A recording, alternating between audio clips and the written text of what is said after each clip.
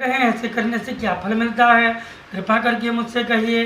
ब्राह्मण ने कहा, मैं निर्धन ब्राह्मण हूँ, भिक्षा के लिए पृथ्वी पर फिरता रहता हूँ, दरिद्रता छूट जाए कोई सरल साधन बताइए।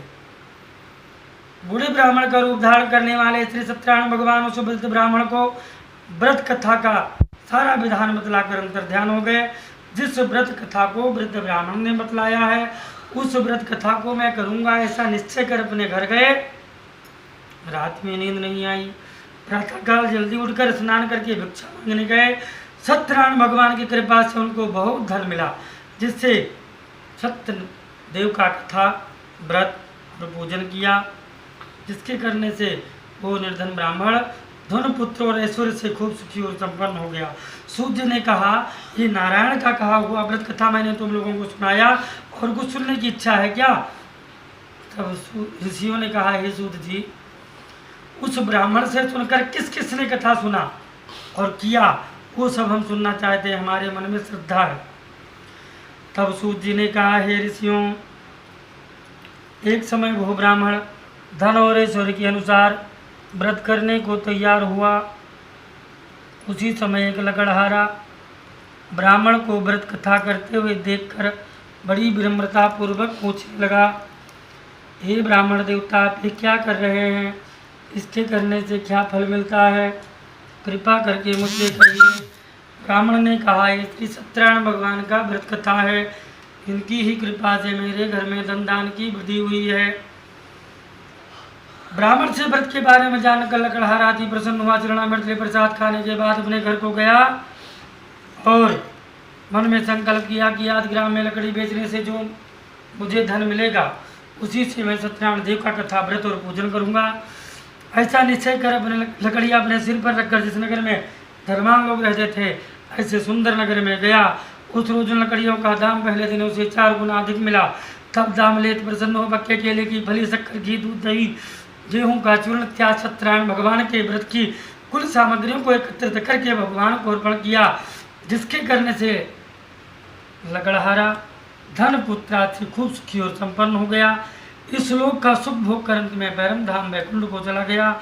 इस स्कंद पुराणे रेवाखंडे सत्यनारायण व्रत कथायाम 2य अध्याय समाप्त।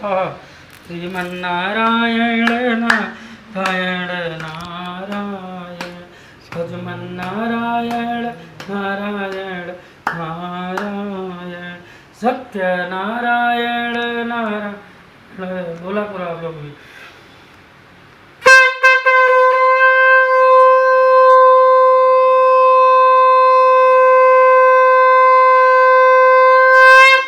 लक्ष्मी नारायण भगवान की जय। जय। सूत जी कहते हैं, ऋषियों, एक पौराणिक कथा और मैं कहता हूँ, ध्यान से सुनो। पहले समय में कुल का मुख नाम का राजा था, वो भी सत्यवक्त और जितेंद्रिय था। प्रतिदिन देवस्थानों पर जाता तथा गरीबों को धन देकर उनके कष्ट को दूर किया करता था। उनकी पत्नी कमल के समान मुख वाली सती और साध्वी थी। भद्रशिला नदी के तट पर उन दोनों ने श्री सत्यनारायण भगवान का कथा व्रत और पूजन किया। वहाँ पर एक साधु नाम का व्यापारी आया। राजा को व्रत कथा करते हुए देखकर बड़े विनम्रता पूर्वक आदर सहित पूछने लगा, हे ब्राह्मण देवता, आप किसकी कथा कर रहे हैं? ब्राह्मण ने बोला, राजा ने बोला, हे साधु, संतान प्राप्ति के लिए ये महाशक्तिमान सत्यनारायण भगवान का व्रत कथा और पूजन किया जा रहा है। राजा के वचन को सुनकर साधु बड़े आदर के साथ बोला, राजन, मेरे भी कोई संतान नहीं है। आप जैसे धर्मात्मा राजा कथा व्रत पूजन कर रहे हैं तो निश्चय ही होगा। मुझसे भी इसका विधान बतलाइए। आपके कथनानुसार हम भी इस व्रत कथा को करेंगे, क्योंकि मेरे कोई संतान नहीं है। राजा से सब विधान सुन व्यापार से निवृत्त हो आनंद के साथ अपने घर को गया और संतान देने वाले उस व्रत कथा का समाचार अपनी स्त्री लीलावती को सुनाया। कहा, जब मेरे घर में संतान होगी तब हम इस व्रत कथा को करेंगे। ऐसे वचन अपनी स्त्री लीलावती को कहा।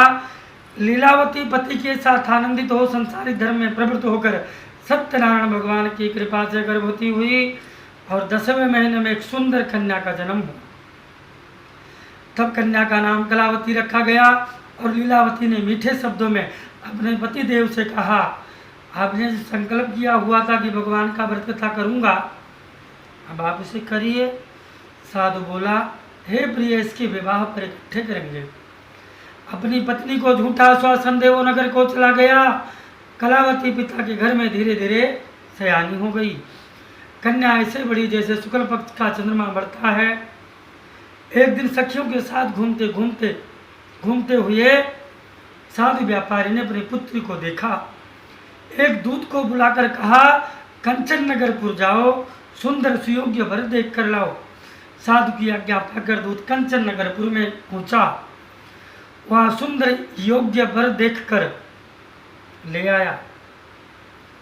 साधु व्यापारी ने जैसे सुयोग्य वर को देखा, बड़ी धूमधाम के साथ परिवार इष्ट मित्र सहित सबको बुलाकर अपनी पुत्री का विवाह कर दिया। किंतु दुर्भाग्य से विवाह के समय भी व्रत कथा करना भूल गया। तब श्री भगवान क्रोधित हुए और श्राप दिया कि तुझे दारुण दुख प्राप्त होगा। अपने कार्य में कुशल साधु बनिया दामाद सहित रतनपुर नगर में व्यापार करने लगे। एक रोज भगवान की माया से प्रेरित कोई चोर राजा का धन चुराकर बड़ी शीघ्रता से जा रहा था, किंतु राजा के दूतों को आता हुआ देखकर चोर घबराकर भागते भागते धन को वहां चुपचाप रख दिया जहां साधु व्यापारी उसके दामाद ठहरे हुए थे। राजदूत आए, राजा का धन रखा हुआ देखा, दोनों को बांध कर ले गए। बड़ी प्रसन्नता से दूतों ने कहा, हे राजन, यही दोनों चोर हैं, उनको देखकर आज्ञा दें। राजा के आदेश से उनको कठोर कारावास में डाल दिया गया। उनका जितना धन था राजा ने सब छीन लिया व्यापारी का और जेल में डाल दिया। इधर लीलावती कलावती भी घर पर बहुत दुखी रहने लगी, क्योंकि भगवान का श्राप पीछे पीछे चल रहा है। लीलावती और कलावती एक नगर से ठानी थी और भगवान के श्राप के कारण उनकी दुर्दशा देखिए। घर पर जो धन रखा था चोर चुरा कर ले गए। शारीरिक मानसिक पीड़ा, भूख प्यास से दुखित हो अन्न की चिंता में कलावती एक ब्राह्मण के घर गई। वहां उसने श्री सत्यनारायण भगवान का व्रत कथा होते देखा, प्रसाद ग्रहण किया। शाम को घर आई तो लीलावती ने कहा, अरे सयानी कन्या, अब तक तू कह रही हुआ, तेरे मन में क्या है? कलावती बोली, हे माता, मैंने एक ब्राह्मण के घर श्री सत्यनारायण भगवान का व्रत कथा होते देखा है, इसलिए खोना प्रसाद लेकर आई हूँ। कन्या के वचन को सुनकर लीलावती भगवान के पूजन की तैयारी करने लगी। सबको बुलाकर लीलावती भगवान का कथा, व्रत और पूजन किया और साथ साथ में क्षमा प्रार्थना भी मांगा।